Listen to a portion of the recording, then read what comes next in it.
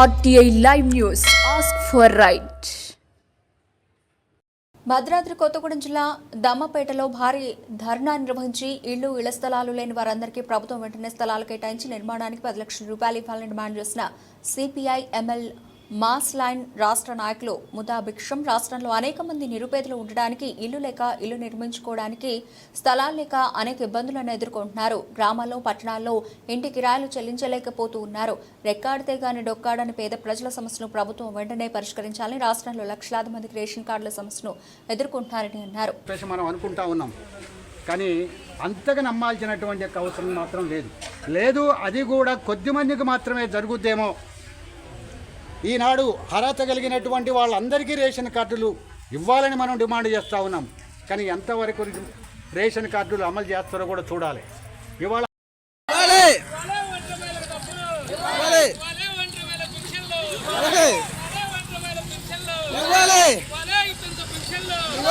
కూడా మనకు కనపడింది. అట్లాగే ఎన్నికల ముందుగా కూడా మీ ఇంటి నిర్మాణానికి నేను 10 లక్షల రూపాయలు ఇస్తానని చెప్పారు. అట్లాగే మొన్న జరిగినటువంటి ఎన్నికల్లో ఇవాళ అధికారంలో ఉన్నటువంటి కాంగ్రెస్ మేము 6 గ్యారెంటీలను అమలు చేస్తాము, ఇందుట్లో ప్రధానంగా ఇళ్ల సమస్యను పరిష్కరిస్తామని చెప్పారు. ప్రభుత్వం ఏర్పడి 6 నెలలు అవుతున్నప్పటికీ కూడా అనేక మంది ఇబ్బంది పడుతున్నటువంటి ఇళ్ల సమస్యని పరిష్కరించేటువంటి పరిస్థితి లేదు. అట్లాగే మన దమ్మపేట లాంటి పట్టణాలలో ఏళ్ల తరబడి అనేక మంది అద్దె ఇళ్లలో ఉంటున్నటువంటి పరిస్థితిగా కూడా మనం చూస్తూ ఉన్నాం. ఇవాళ పెరుగుతున్నటువంటి ధరలకు అనుగుణంగా అట్లాగే ఇంటి యజమానులుగా కూడా ఇంటి కిరాయిలు పెంచడం వల్లగా కూడా ఆ కిరాయిలు కట్టుకునేటువంటి ఒక పరిస్థితి ఇలా మన ముంగల కనపడుతూ ఉంది. ఇవాళ వందల్లో కాదు వేలల్లో నిరుపేదలు ఇళ్ల స్థలాలు ఉండడానికి ఇల్లు లేక ఇబ్బందులు ఎదుర్కొన్నటువంటి పరిస్థితిని మనం ఈ ప్రభుత్వం దృష్టికి తీసుకురావాలని చెప్పేసి మన పార్టీ సిపిఎంఎల్ ప్రజాపంద భావించడం జరిగింది. అట్లాగే ఇవాళ రాష్ట్రంలో ఉన్నటువంటి కాంగ్రెస్ ప్రభుత్వంగా కూడా ఇవాళ ప్రభుత్వం నుంచి వస్తున్నటువంటి ఏ పథకాన్ని మనం తీసుకోవాలన్నా దానికి ప్రధానంగా రేషన్ కార్డుని మీరు ఆ జిరాక్స్ పెట్టాలని చెప్పేసి అడుగుతా ఉన్నారు. ఇవాళ రాష్ట్రంలో లక్షలాది మందికి రేషన్ కార్డు లేనటువంటి పరిస్థితి అయితే ఇవాళ మనకు కనపడుతూ ఉంది. ఆనాడు అధికారం ఉన్నటువంటి బీఆర్ఎస్ ప్రభుత్వం కూడా 10 సంవత్సరాల కాలంలో ఈ రేషన్ కార్డుల మీద ఒక్కళ్ళగా కొత్త రేషన్ కార్డు ఇచ్చినటువంటి సందర్భం లేదు.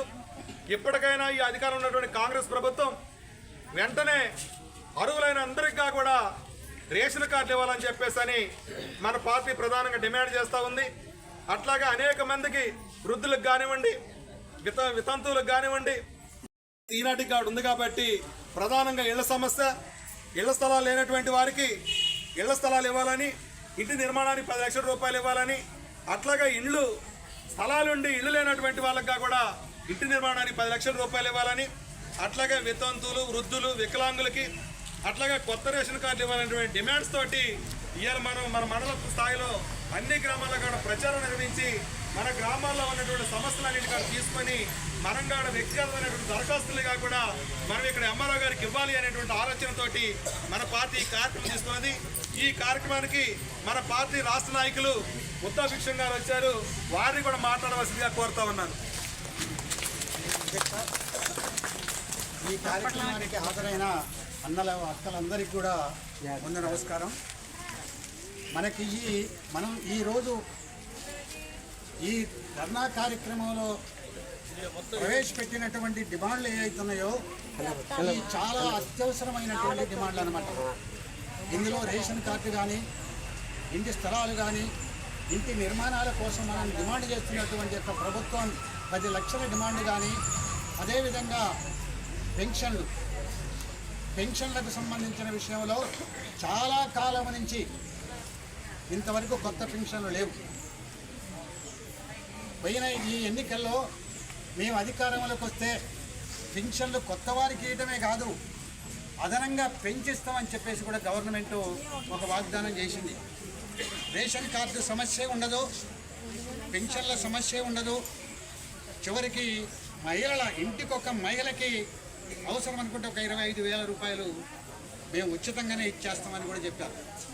కానీ ఇప్పటి వరకు ఇట్లాంటి పథకాలు మాత్రం అమలు జరగలేదు. ఇందులో ఒక ఇవాళ ఆందోళన చేసినటువంటి వాళ్ళకే పరిమితమైన డిమాండ్లు కావు ఇవి. ఇవాళ అది టీఆర్ఎస్ కానీ బీజేపీ కానీ లేదా కాంగ్రెస్ పార్టీ కానీ మన ఎమ్మెల్యే గారి వెనకాల ఉన్న వాళ్ళకైనా సరే